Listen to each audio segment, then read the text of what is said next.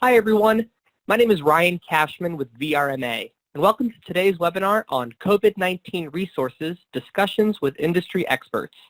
VRMA's newly engaged Health and Safety Task Force, comprised of several VRMA board members and industry experts, are making today's webinar available to you as one of our many resources to come. Our goal is to provide you with insight regarding the public health conversation surrounding coronavirus, or COVID-19, how this issue is affecting our industry, and what we can do to prepare for and navigate the impact. This is a recorded two-part webinar series that will inform a live Q&A session on Thursday, March 19th at 3 p.m. Eastern. I'm joined today by Dirk Johnson, Executive Director of the Vacation Rental Housekeeping Professionals, as well as Sue Jones, owner of HR for VR. We had just completed our first part of this two-part recorded webinar series where Sue discussed communications to employees and handling communicable diseases in the workplace. For part two, in this webinar, Dirk will discuss basic housekeeping principles to provide a sanitized property, as well as the proper cleaning products that kill the COVID-19 microbe, and more. Our presenters also will hold a live Q&A session on Thursday, March 19th at 3 p.m. Eastern Time. This is your opportunity to ask questions of these experts in real time. If you're not able to join, you may send your questions in advance to education@vrma.org. Register for the live Q&A session on VRMA's website. And with that, I'm going to turn the program over to Dirk and Sue. Thanks, everyone. Thank you, Ryan. So good to be with all of you today. Thank you for taking time out of your busy day to be with us, to improve yourself and to learn a little bit. Glad to have Sue Jones along. She always asks great questions and keeps me on my toes, so to speak. So excited to see as we work together through this content to help you and provide you with the best information to help you make decisions and to stay on top of the situation that is currently before us. So as Ryan said, I'm the Executive Director of the Vacation Rental Housekeeping Professionals Association. We are an association that focuses specifically on the back of the house, so anything having to do with housekeeping, maintenance, and laundry, we can assist you with being effective and efficient. So as we jump into our conversation today, this is the enemy. This is what we're trying to eradicate and kill as we are in the properties, and this is what we're all trying to avoid depending upon which state and which city you are in. So before we go down into the specifics of the vacation rental world, there are just a couple of things that I think are important to talk about from the Center of Disease Control, and that would be how do we stop the spreading of COVID-2019. And so they've created this handy-dandy flyer, and there are 6 components to that. The first one is avoid close contact with people. You know, this is where we're talking about the social distancing, and all of this is well underway. And we also want to make sure that as we sneeze or cough that we do so into a tissue, and then we immediately throw that tissue away and don't hold it into our pocket. And then we also want to be very aware and cognizant of how many times we're touching our face. You would be surprised how many times you do this. And I read an article that said to help somebody stop touching their face would be to cut an onion and then hold it in your hand so you get that nice onion smell on your hands, and then every time your hands came near your face you would smell the onion, so that way it would kind of make you aware of what's taking place. The next item is to sanitize and disinfect, and we will talk a little bit about that later in this discussion. And then if you're home and you're sick, stay home. Don't come to work sick. It's not worth the effort. You know, let's make sure we get you healthy so we don't have to spread that, because I learned in Sue's presentation that the common cold, influenza, and COVID-2019 are all communicable diseases and have to stay away from the workplace. So Sue, I appreciate that tidbit of information today. That was, you know, was Dirk, there was a recent survey that came out and said that 9 out of 10 employees go to work sick. And this is why it's been such a push on all of these new regulations and that coming through, because employees typically are going to work with colds and viruses. So this is a big thing. And, you know, the more people can stay home and, you know, kind of self-quarantine or get work done, I think hopefully the quicker this stuff will pass through. Yeah, that dang American work ethic and wanting to hold on to our vacation time so it'll expire, I think I'll play into that. Sorry, I didn't mean to be sarcastic there. I should not. Anyway, so the other thing to do would be to wash our hands, at least for 20 seconds. The ABCs or happy birthday twice, make sure we get our hands good and clean. So now the symptoms. I'm not going to spend too much time here because by now we should all be familiar with the fever, the cough, and the shortness of breath. And here's the key piece. This is why, Sue brought about staying home and all of that from the CDC, and that is those that have COVID 2019, they are infectious and passing the disease around long before they show symptoms. And so everybody's passing this around, and then all of a sudden, 10 days later, they get sick, and who knows how many hundreds or thousands of people they've touched. And so we want to make sure that we are protecting and maintaining that distance as we get sick. So with that, let's jump into some quick definitions. We need to decide and understand the difference between sanitization and disinfection, and there is a difference. So from a sanitization standpoint, we want to make sure that, or do we define this as, it reduces the number of microbes that are going to be living on the hard surface. And so it reduces the chance that you're going to get sick. And so you want to make sure that your products all have a sanitization component. And then the other item is disinfection. So disinfectants have been treated and tested to kill a specific microbe. So on the label, it will actually talk about tuberculosis, MRSA, staph, COVID 2019. All of these things will be listed there. And generally with the disinfectant, it has to sit on the surface or dwell on the surface for a specific amount of time in order for it to eliminate the microbes. And so as you start to look at your products in your cleaning repertoire, your cleaning arsenal, whatever you'd like to, however you want to look at that, for sure you're going to have sanitization products, and for sure you're going to have disinfection products as you start to go through and clean the different properties that you're in, or even your vehicles and your office, as we'll talk about. So this presentation is broken into 4 sections. We're going to talk about you as an individual. We're going to talk about the office space wherein people come together to work. We're going to talk about the vacation rental, and then we're going to talk about how to proceed forward and give you some items to help you be prepared as you start to go through that. So let's talk about you as an individual. So we talked about washing hands from the CDC, and it is no different here. We want to make sure that we're getting under the fingernails, that we're getting the back of the thumb, that we're getting in between our fingers, all of these places, because they get missed.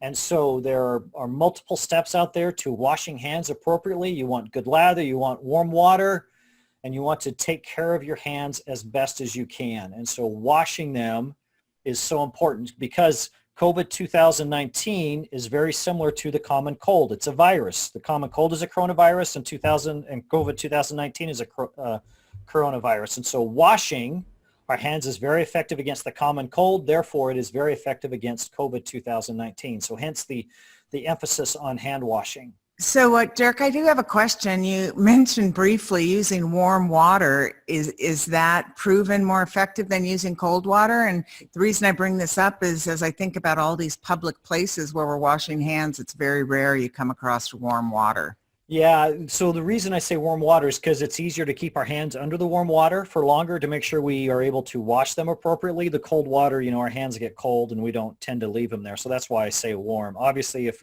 cold is there, then yeah. That's all we can do. No, sounds good. I'm under the same impression. Yeah, it just means I have to go hold hands with my wife because she always runs about 20 degrees warmer than I do, and she warms my hands up as we walk down the street. So it works out well that way.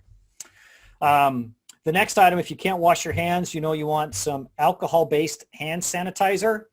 So, I was appalled at Amazon as the people were trying to sell it, for a super expensive price. And then those individuals in Tennessee now have 17,000 bottles that can't unload at all. So, make sure you've got good hand sanitizer. There are lots of other places to get it. I've read some articles, here in the Portland, Oregon area where some of the microbreweries have taken their first batch of beer and turned that into hand sanitizer because they can't use it. I mean, there's all sorts of places to get hand sanitizer for you to use in the office space or to help take care of your hands. Another protective step. Dirk, Yes. quick question. I know I've been reading, people have been passing around lots of different types of recipes for making your own. And I see a lot of different things about the content of the alcohol, especially if you're using, rubbing alcohol, it has to have a certain content. What's your thoughts on using alcohol instead of... You mean, so I'm going to go down and buy my Absolute or my Everclear and just run my hands over the top of it? Is that what you're referring to? Or? Either that or mixing that with the aloe vera gels or something, but is that as effective? So it's not as effective. And the thing to consider here is I'm talking about, this is all my reference point is in the workplace. So in the workplace, you're going to have a safety data sheet. You're going to have proper labeling. You're going to have all of those things. So to bring in a home brew to the workplace is something that I would not recommend, because just because you're not going to have the documentation, you're not going to have the labels, you're not going to have all of those things of that nature. So for your house, again, right, lots of recipes out there based on alcohol content to help take care of that. However, in the workplace, I strongly encourage and suggest that you're operating with a commercial product where you can have your safety data sheets, you can have the proper labels on the bottles, and you can know what's taking place there. Really good question, because right, hand sanitizer is at a premium and you may not be able to get it. And so making your own then becomes the next best option. So yeah, you want to be prepared with that and follow those recipes exactly as they are. And then from another protective step, you want to make sure that you clean the handles on the buggy as you walk into the grocery mart or your shopping cart. Keep your hands clean. And then for some who end up pumping their own gas, having a plastic glove to protect your hand against the pump handle, because again, we're talking about COVID 2019 is you touch it with your finger. Well, someone has it, they're either talking or they're sneezing or they're coughing. And so it lives in the saliva or the water that's coming out of the mouth. And then they touch, someone comes along, touches it with their finger, and then they touch their nose, they touch their eye, they touch their mouth and so forth. And so that's how it gets passed on. So finding ways to protect our hands. And then the other way to protect our hands would be through a knuckle bump or through an elbow bump of some sort. That way we can maintain that distance. And then the other thing to do from a protective standpoint is to use our knuckles to turn lights on, to hit elevator buttons, to do anything of that nature to reduce the amount of times that our finger is touching a surface that could have the virus on it, and then we'd come up and touch our eyes and our nose or our mouth. And again, pay attention to yourselves to see how much time or how many times in a day you're actually touching your face. I was surprised when I started to keep track at how often I'm doing it. And then the last item that we've talked about here is social distancing, which we've addressed there from the CDC. So 6 feet. I know Sue Jones mentioned this in an office space, reconfiguring the office to make sure everybody's got their correct space. And, as you go to the supermarket and all those other places, walk down the street to keep your distance. And then for all of us that have our digital device, we want to make sure we send that through the cell phone wash to make sure that it's taken care of. I'm not sure about yours, but mine gets set down in all sorts of odd places, and you touch people or touch things, then you pick up your phone and you're talking into your phone, and when we get real excited, we talk and we spit, and it just ends up all over the place. So sending our phone through the phone wash is an important thing to do. So whether you clean that with an alcohol wipe or gentle soap and water, or however you want to do that, but making sure that you're able to reduce the number of microbes on your phone and on your case. So now let's talk about the office space, the petri dish of the office, so to speak.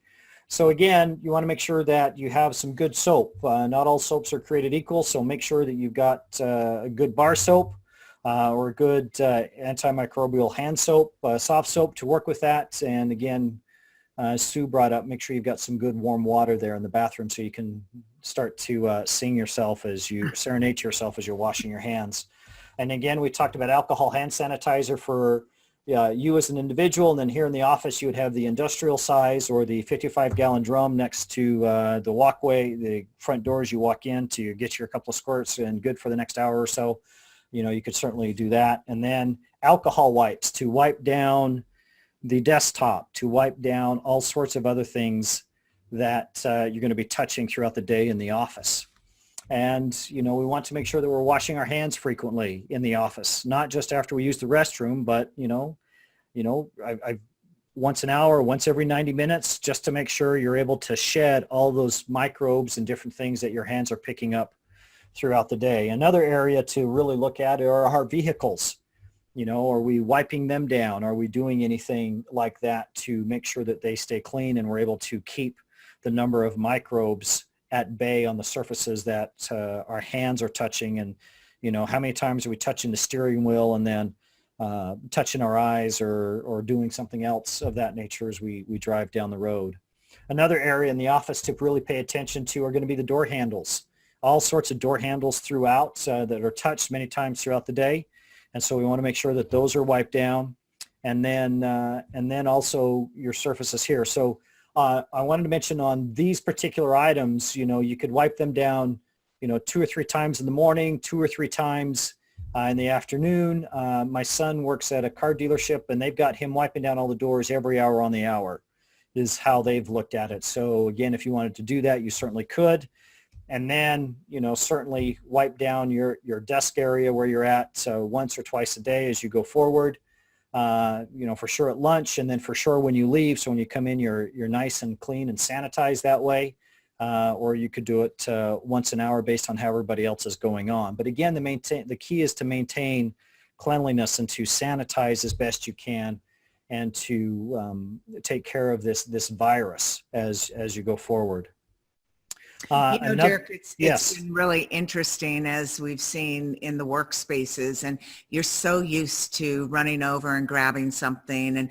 And currently my employees are working remotely, and I needed something, and I ran over to someone's desk and I was pulling out a file and everything. And I'm like, thinking, ooh, maybe not a good idea. Better go back and clean these areas, because you're so used to just running around and grabbing what you need and not really thinking about, you know, what kinds of germs are still there or could be. Yeah, absolutely. You know, because everybody's working remotely. We're working with, in your case, you're working with physical files. You haven't, and being able to just be aware and cognizant of, hey, at this day and age, at this particular time, I need to be aware of what's going on and where I'm at.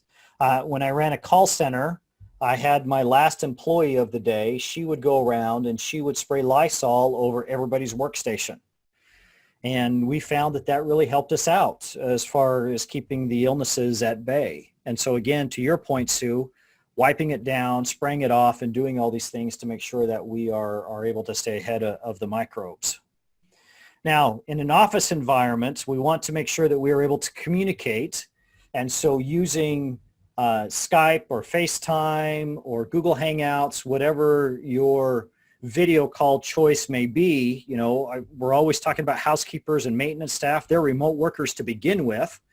And so having this opportunity of to be able to see their facial expressions and to be able to talk to them is so important.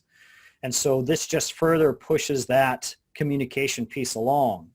And so finding a way and not being afraid to pick up the phone and to do a video call to speak with them is so important. And then you start to look at the video conferencing piece. And I know, Sue, in your presentation, you talked a little bit about video conferencing. And so you start to look at what makes a great effective meeting. And GOTO meeting is one of those virtual meeting softwares. And they put together this list of top 10 items to have a great meeting. You know, you want to be in a private location. You want to be aware of your background. You want to be focused. Look into the camera, and all of these things really go into helping you be prepared. And then I would add to this list, you have to have an agenda. If there's no agenda, no attenda, as Tim at Outer Banks Blue would refer and say. And so, you know, we've got to have this agenda so everybody stays on task and can come prepared. Now, if you're interested in learning more and having, you know, effective virtual teams, there's this book by Nancy Settle Murphy, and she really goes into great detail of how to go through and create a collaborative team and how to help everybody be effective in being a team and how to look at what's taking place and how to accomplish the tasks at hand. And so even though we're not talking about, in her case, you know, across the world, although it could feel like it if somebody is in one part of town and somebody else is, you know, 12 blocks away in the other part of town and you're not seeing each other for weeks on end.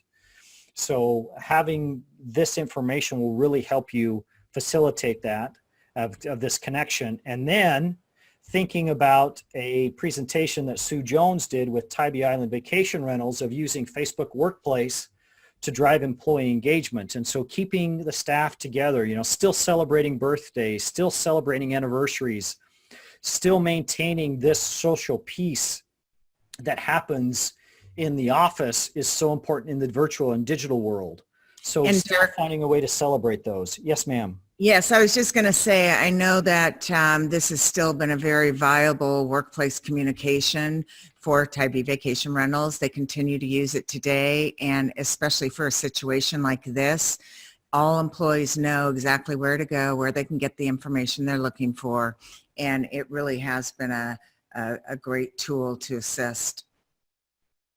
That's awesome. That's great. So if you want to go see this presentation, this was done at the VRHP National Conference in Las Vegas. And so you can go to the VRHP library, which is at vrma.org, and then you can look this up and watch this particular presentation to see how they've done it and to pick up any tidbits and how they've been able to facilitate using this Facebook Workplace. Thank you, Sue. So as you start to now look at the vacation rental, we've talked about you as an individual, we've talked about the office space, so now let's look at the vacation rental.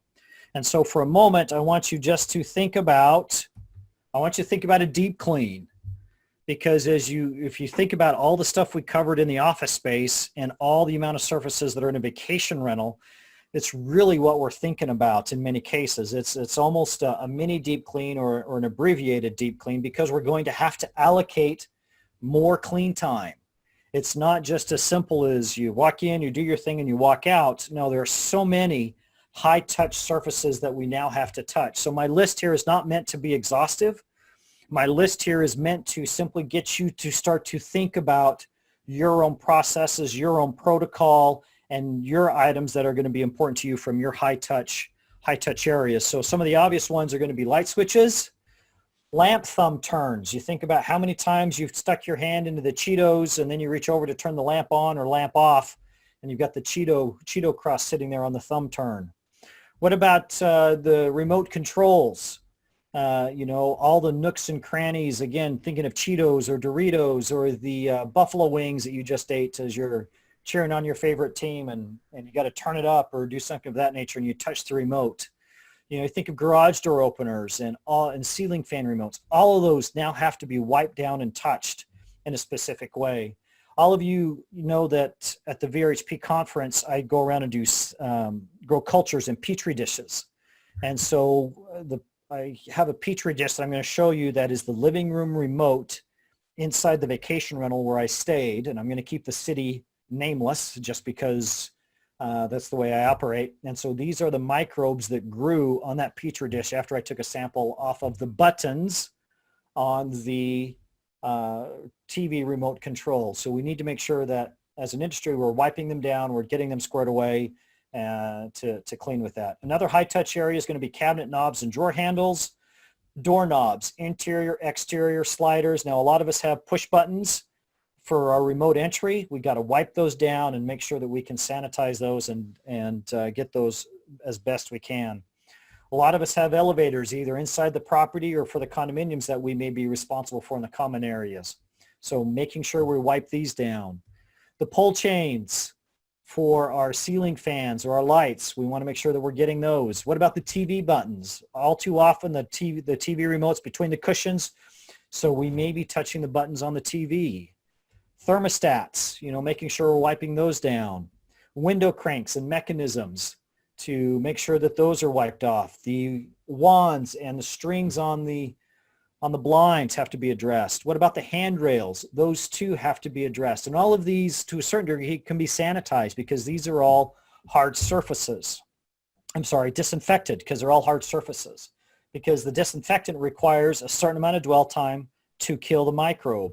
Now, when it comes to soft goods... Dirk, I have a question on that. You talk about the disinfectant requiring a certain amount of time. Is it the same amount of time for all disinfectants, or does it rely upon the type? Sue, if you and I were in person, I should find a way to give you a digital or a virtual candy bar. Payday. Payday, right? Give you an extra payday or 100 grand, something of that nature. No, they are all different. So it really depends. And I'll show you here real quick. So this is a slide from the EPA based on the products that they say can actually, and tested against the COVID 2019. You can see their contact time, 1, 2, 3, 4, 5, the sixth column over from the right, or the fourth from the left, 10 minutes for these particular three that you can see here. Now, there are 274 entries here, so that means there's 274 products that you can choose from based on your supply, but they're all going to be different. These three just happen to be 10 minutes. There are some out there that are as quick as 30 seconds, and there are others out there that are 10 minutes or longer. So it just totally depends. Great question. Really Yes, good question. great list. Thank you. Yeah, you're welcome. So the soft goods. You're not going to be able to disinfect. If you look at the disinfection, if you have your disinfectant in front of you for COVID 2019, if you start to look up soft goods, it's going to get real fuzzy and real questionable. So the best thing you can do from there is to sanitize. And so I've got some tools later on in the presentation that can help you sanitize and provide some of that information to sanitize and kill the microbes for the soft goods that you're coming across. Dirk, are you starting to see, I see you have bedspread and comforters here. Are you starting to see, or hopefully property managers are starting to trend more towards duvets or sheet covers? What are you starting to see? This is a great opportunity to start conversing with our owners now that they realize that, especially if you go into a black light and show them what their comforter or so forth looks like because of, the issues and challenges of washing them, to really go to a sheet duvet or something of that nature. That way it can be changed on every clean. I recognize that impacts your laundry facility and the amount of pounds that need to be produced. At the same time, going to that type of sheeting that you would see in an upscale hotel is certainly time for us to do that. And it's an opportunity for us to raise our hand and say, hey, we're elevating who we are. We're elevating the service that we provide. And it's time to get rid of that 30-year-old bedspread, or to get rid of the matching decor, and let's go to a more hotel type environment with some sort of colored scarf across the bottom, or some sort of colored throw pillows to go up on top to add the variety and the visual impression that the owner is looking for. It's a really good question because it is an issue. We need to, I've had several people reach out to me saying, how do I address this? What do I need to do? And the answer is, either you sanitize it with a spray gun, like I'll show you later on in the presentation, or you wash it. And again, sanitization, as we defined earlier, is just simply taking the number and reducing it. It's not disinfecting it. So we really have to know and understand the limits of our products as we go forward. Really good question, Sue. Thank you. So as we start to clean, we need to review the basics, and we need to talk about following the wall, because as I'm following the wall, we're going to see and touch every single one of those items that I've listed out. And it's real important that this pattern really be a habit for our cleaning professionals and our inspectors. Also for our cleaning professionals and inspectors, we want to make sure that we have the appropriate personal protective equipment. So if you're getting a new product, a new cleaning product, you want to make sure that you look at the safety data sheet, especially section 8, because that's going to tell you what personal protective equipment you must have or provide to use said product. And if you have a product that says you need a face shield and you need chemical resistant impervious gloves, I would change. It's not worth it. There are lots of other products out there that you can do where you don't need those types of safety items. So as Sue mentioned, so we want to talk about safety first when it comes to cleaning products. We don't mix our own products. I've seen lots of posts. I've seen lots of conversations out there. Well, what if I mix my own? What if I do this? It's supposed to be super effective. That's fine and dandy. It may be super effective. At the same time, in a commercial environment, you are required and expected to have a safety data sheet and to have proper labels on the bottles. So mixing your own product is unacceptable in a commercial environment. And as you can see here, based on these 4 items, all of these will create something that will kill you. So again, not very wise, particularly when I have HR on the phone, to talk about workers' comp and liability and all those other things that would now fall into that category. So, as tempting as it may be, don't do it. Buy a commercial product in concentrate, work with your local janitorial supply company to get what you need, and work with what they have. So with that, then the EPA has a laundry list, as I discussed, as we shared earlier. There are 274 entries on this particular website that will take care of COVID 2019. So take a look at this list, all 274 entries, find out which one works best for you, and then use that. Now, when you do have the product and you're buying it in a concentrate, you want to make sure that you are following the dilution ratios. If it says 3-to-1, then do it. 1 ounce to 1 ounces of concentrate to 3 ounces of water, or 1 ounce of concentrate to 5 ounces of water. That's what you do. Do not change the ratios to say, oh, I need a stronger product because I need it to work faster. No, it changes how the product works. It changes all those things. So Dirk, yes. I do have a quick question. When you're talking about these products and that list you showed us with, yes, hundreds of items on there, uh-huh. how do employees or just, people within their own personal homes find this kind of cleaning resource, or what can we do when we go to the local stores or Home Depots or whatever to make sure we're buying the right cleaning solution for our homes? Really good question, especially if we're on, I almost said house arrest. Isn't that terrible of me? That's not the way to think of it, is it? No. Not from an HR perspective. No, but, totally not. Some people might consider that once they're home with all their kids for the next 6 weeks. Yeah, I know, right? It's an opportunity for you to get to know your family again. We're so disjointed and disconnected. Wait, who are these people under my roof? Anyway, so if you'll notice here, you have across the top of the header, you have the EPA registration number and then the active ingredients. So you start to look at those active ingredients, and that's what you're going to be looking for as you start to look at that. So again, I mean, there's going to be a realm of ingredients that you're going to be working with to be able to kill the COVID 2019. And so that's what you're going to be looking for. Now, again, there's all sorts of things on Pinterest and Facebook posts about do this, mix that. I get real nervous doing that even in my house, just because of what I described here earlier. If I inadvertently mix bleach and ammonia and I get some chlorine gas, I'm dead. I'm dead from that, not from COVID 2019. So we really want to make sure that you're looking at the list of active ingredients to do that. Now, the beautiful thing is that you can get it at the big box store. You can, really good about looking at on your online shopping establishments, or if you're a professional cleaner, you may be able to purchase it from the company where you're at. That's a great idea, yes. To purchase a bottle or two or something of that nature. What better way for an employer to make sure that their staff is healthy than by providing at a discounted rate the products to go home and clean with. And that does make sense, as we talked about, the employers need to provide a safe and productive workplace. Yeah. You think about you have the cleaning solutions and disinfectant at work, but yet you're going home and you don't have the same thing. So you're maybe bringing those germs back and forth.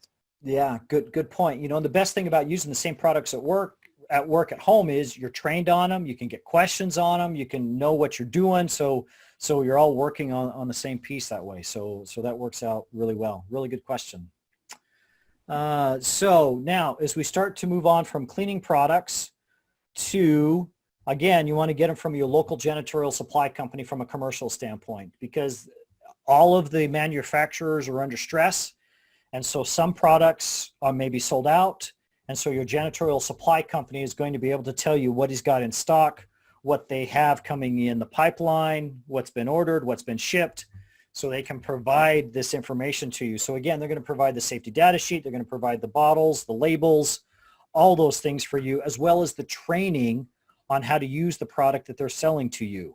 So they become an invaluable resource, particularly as products may come and go simply because of the supply chain lines that may be overwhelmed or short because of the amount of people that are being purchased.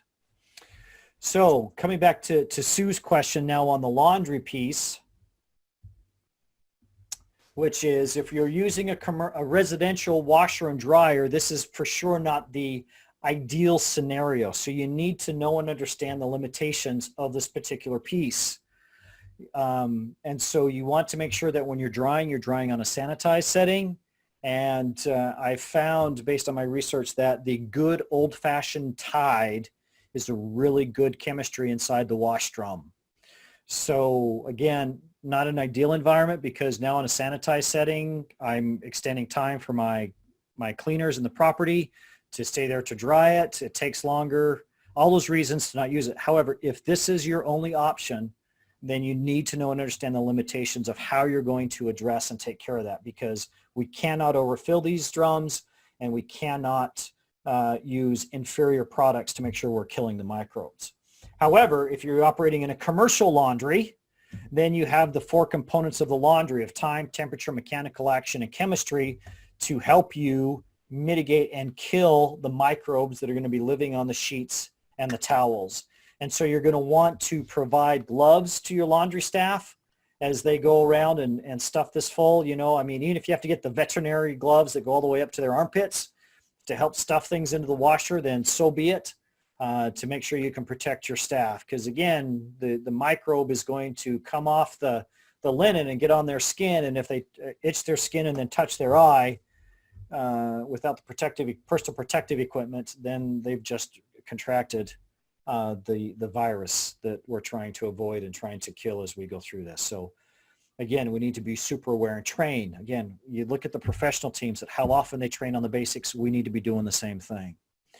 So as we transition from laundry to tools that can help you as you clean, we've talked about the cleaning products and the cleaning agents, you know, the difference between sanitization and disinfection.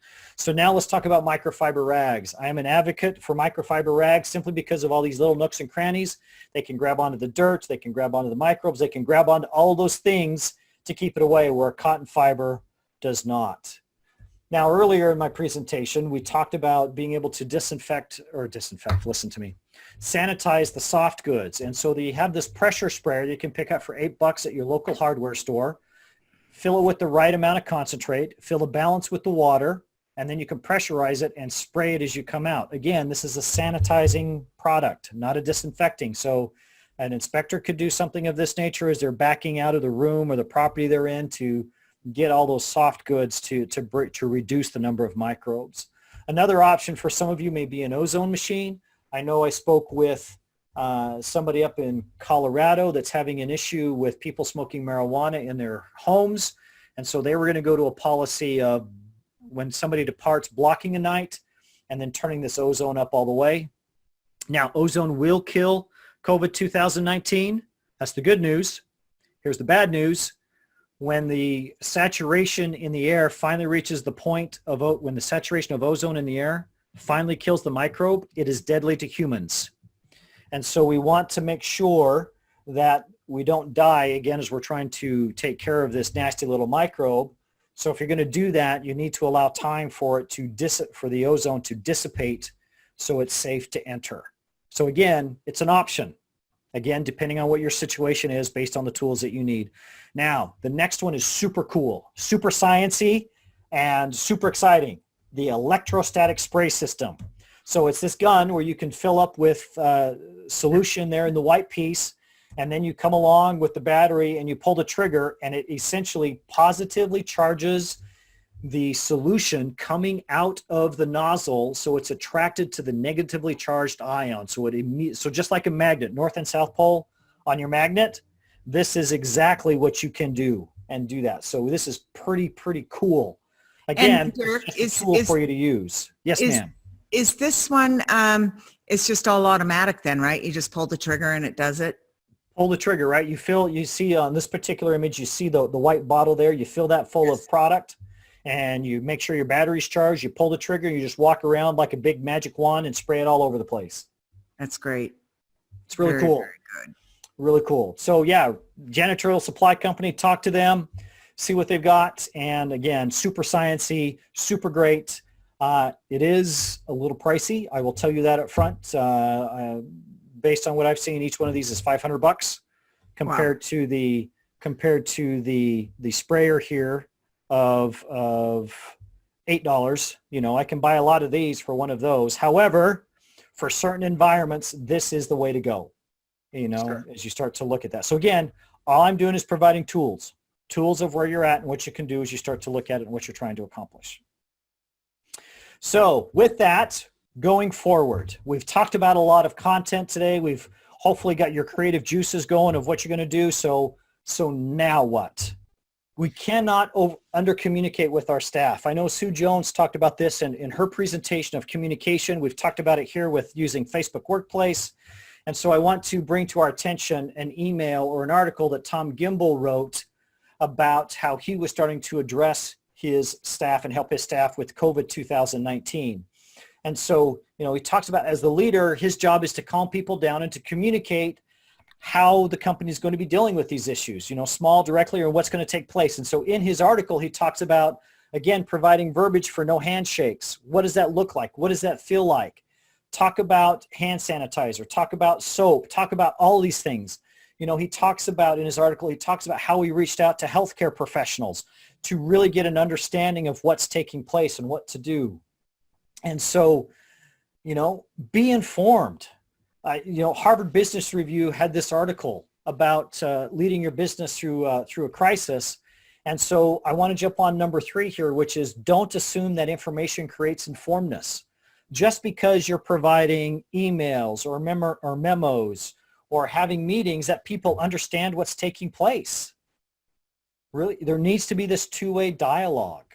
You know, yes, you need to broadcast this information. Yes, you need to provide information. As Sue talked about in hers, you need to have these policies, these procedures, so everybody understands the framework. At the same time, people learn at different rates. People process information at different speeds, and people are just scared.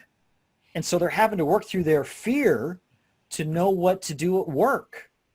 And so, You know, really, yes.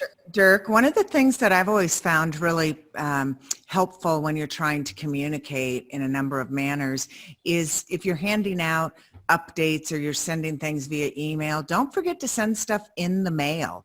It's amazing when you send something to an employee's home, then everybody in the home has access to reading that material. And so I've found that to be a very productive way of getting key information to employees and others in households as well. Yeah, you know, it's interesting you bring that up because last night my wife was receiving emails from her employer, and so she was handing me her phone. Again, right, based on how many microbes are now passing back and forth between us as we handle each other's phones, but that's another story for another day. You know, as we read the email that was being sent to make sure we both understood what was being said, and that is so important because, again, people think and see things differently. I do want to jump at number 2 here. You know, we do want to be aware of the hype cycles and the news cycles because it's going to happen. And particularly as this works its way even further through the rest of the world, you know, we need to make sure that we are aware of that and be a consistent voice. And again, push as much decision-making power down to the managers and supervisors as you can.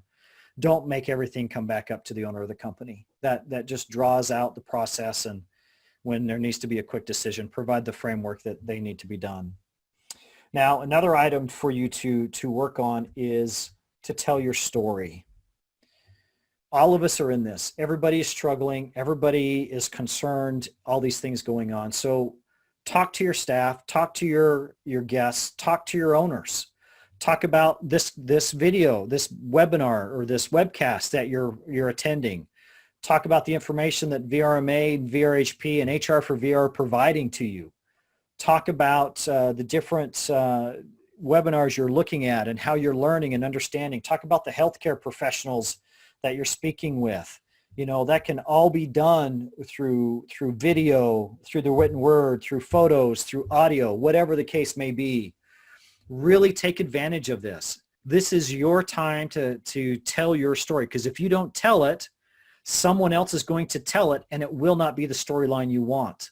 This is an opportunity for you as a professional company, professional property manager, to share your story of how important it is to have your property in a professionally managed pool. We can talk about linen. We can talk about the product and services, talk about your supply chain, how your janitorial supply company, you're at the top of their list. And so whenever something comes in or some new information, you are one of the first ones to get it. Talk about that. If the people don't know it, they're not going to, you just need to help them understand the amount of effort and work you're going through to make sure that their asset is taken care of and that you're working to take care of your employees' paychecks and their livelihood. We need to tell those stories. And then to, a little bit of what Sue said, you don't want to overreact. We want to be connected with the local health authorities, the CDC, WHO, all of these different things to know what's taking place. There is a lot of noise out there, and the information is changing so fast based on what place is a hot spot versus what place is not. Does this product work or does this not? So having a reassuring voice to stand out there and to provide that information is really, really critical to selling people down so they can make good decisions. We want to make sure that if you don't have the answer, it's okay to say, I don't know, and I will find out. Don't provide misinformation. You're going to be establishing all sorts of policies, procedures, protocol. I mean, your cleaners are going to go into a property and think, "God, I should have been done here an hour ago, and I still got a quarter left to do." Well, that's okay, and they need to know that it's okay. Think about the compensation that you're providing them, because now they're spending extra time. How are you going to do that? All of these different items come into play here as you start to look at the face of the company, or the cleaning professionals and the maintenance professionals and the laundry professionals that are now helping these companies, your company, succeed. So I know Sue gave a great webcast on the nuts and bolts of the laws as they stand today and what's coming down the pipe. And I would encourage you to take a look at that and to help you use that to write your policies and your procedures and all those things of that nature, because having those written down and having that framework and having the employees ask questions to figure out what that is all helps us out as we go together. So until I see you next time, I wish all of you to stay healthy, because I miss seeing you all. I miss my travels. I truly do. I cannot wait to shake your hands again. And I truly mean that. And to be in a room with all of you and to have these conversations and to help you succeed in your endeavors. And with that, here's my contact information. You can certainly reach out to me or reach out to the VRMA staff. They can certainly help you. And until then, keep calm and let's be careful out there. Thank you so much, Dirk, and thank you, Sue, for all that valuable information. And to our audience, thank you so much for listening. As a reminder, please register for the live Q&A with Sue and Dirk on Thursday, March 19th at 3 p.m. Eastern. To register, go to vrma.org and click Upcoming Webinars under the Education tab. Again, if you're not able to join us on that Thursday's webinar, please email any questions for our speakers in advance to education@vrma.org. On behalf of all of us at VRMA, thank you again for joining.